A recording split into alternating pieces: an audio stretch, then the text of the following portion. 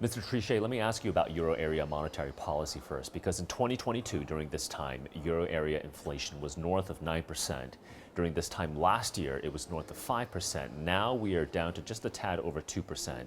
What did the ECB do right, and what could have it done better?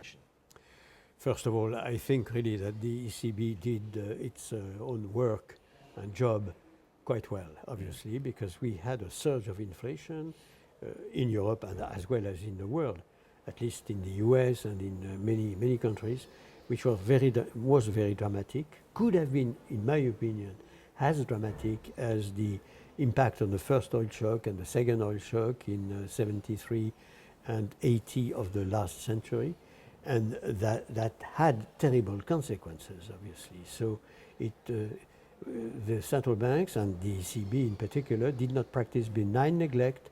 They took seriously the problem, and after perhaps a small number of months of hesitation, they decided to cope with the situation, and they increased rates 10 times, successively 10 times, which of course they had never done before. By the way, at the same time, the US Fed was increasing interest rates 11 times. So in both cases, I would say the central bank have been very responsible.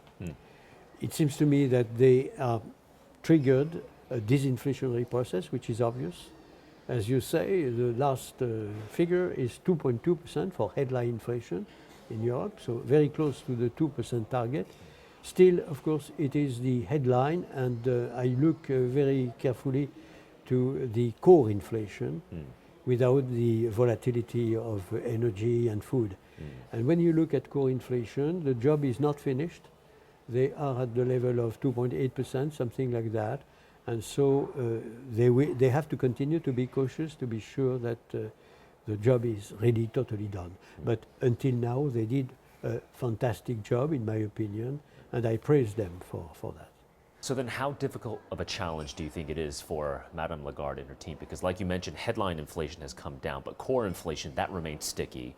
So how does the ECB think about this delicate balance between maintaining price stability on the one hand, but also growth? Because European growth right now is still rather sluggish, and of course it's pressured by geopolitical conflicts, by this rise in protectionism. Well, all central banks and all time have to balance this I would say, inflationary and price stability goal, which is of extreme importance, and of course the consequences on growth, on job creation. I would say at the present moment, when I look at the situation of the European, they are, as well as other central banks, on their way to have a soft landing, because some were fearing very much, I would say a few months ago, that we could have some kind of recession, which is not the case and will not be the case according to all projections, which are, I would say, projecting a very low level of growth, real growth, this year. That depends on the institution that are projecting, but maybe 0.8% something, but certainly not below zero. Even if in some economies of the euro area, you have negative growth, several successive months, but all taken into account, no recession.